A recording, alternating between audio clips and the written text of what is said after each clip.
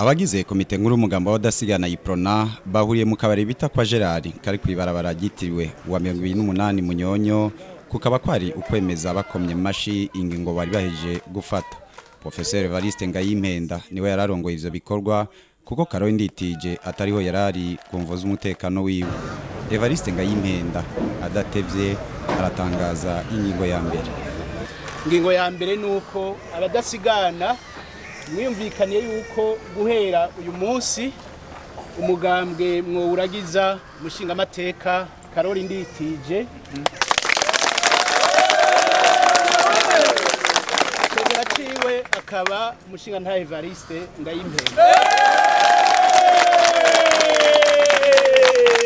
Ingingo igira kabiri nuko ngo umuntu yitwa Prosper Bazombanza atatanzwe n'umugambwe w'abadasigana Iprona ngo kubw'ivyo Iprona niserukiwe muri leta kuva umunsi Prosper Bazombanza yashikirijwe amabanga yo kubicegera ca mbere c'umukuru w'igihugu. Umuntu yiswe Prosper baheruka gushikiriza amabanga y'icegera ca mbere c'umukuru w'igihugu tutazi yo yavuye ejo ntihazogira umuntu abahenda ngo yavuye mu mugambwe w'abadasigana. Kuri ubwo rero uwo mugambwe ukiri muri leta guhera urya munsi bamushikiriza. Ingingo ya gatatu yo ngo nuko konsilia nibigira Gaston Sindimwo na Bonaventure niyo yankana birukanye Burundi mu mugambwe w'abadasigana Iprona bakagizwa kuba ngo barahemukiye umugambwe mu gukorera umugambwe CNDD-FDD uri ku butegetsi. Ushinga amateka niyo yankana mudamu konsilia nibigira na Gaston Sindimwo bakombowe mu mugambwe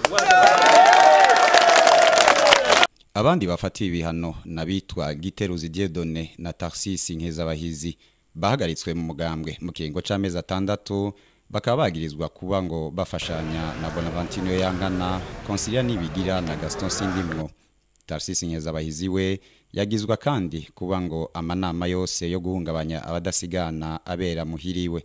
Izo ngingo zose rero zikaba ngo zafashwe kugira ngo abadasigana bamenye ko mu mugambo Iprona hari kizira.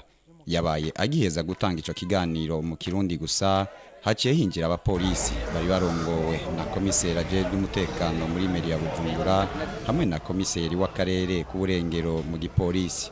Babanje barugara imiryango yose y'ubwo bunywero bareraguza hirya no hino baherukira gufata Tasien Sibomana yarakiri ngaho naho atavyicura aravye kuntu baramukanije batwenga nk'abagenzi.